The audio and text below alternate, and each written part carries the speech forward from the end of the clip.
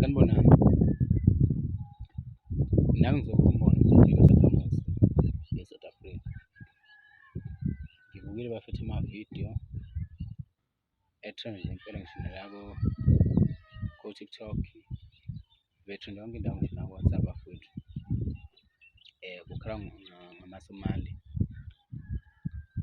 Kuthiwa abantu bayashaya bawaxoshe bathi aphindela kubo ngoba atholakala ngazuthi asefake uphoyizeni ekudleni. Sengithintwa umbono-ke lapha ubukhona enye insizwa lapha. Ithi le nsizwa ngeke kuze kusebenze lokhu ukuthi siwaxoshe ngodlame ngoba la bantu ba-connected kakhulu, bano-connection.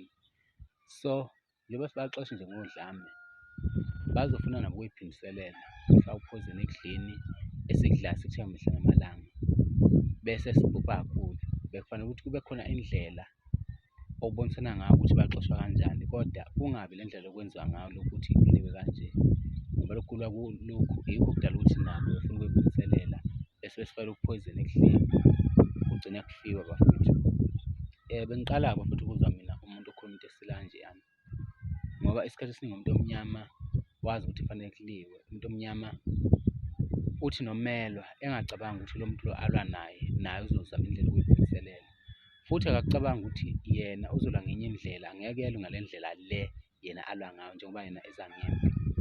Bafethu siwabonile amavidiyo abantu bethenge ukudla la kuma-Somalia, befa futhi iy'ngane ey'ningi nje y'gulile bafethu ngoba zithenga ama-chase, la ma-chase lawa okuthiwa afakelwe uphoyizeni lo.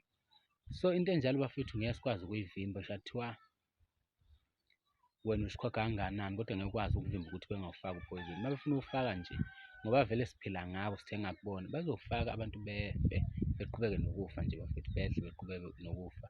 So ngithi nami bafethu ake sizame ukuthi le nto siyisombulula ngayiphi indlela, hhayi ngale okusonjululwa ngayo njengamanje ngoba le ndlela okusonjululwa ngayo njengamanje ayisixazululi isimo, kunalokho isenza ukuthi siqhubekele phambili kakhulu. Ake siyibuke le nto bafethu.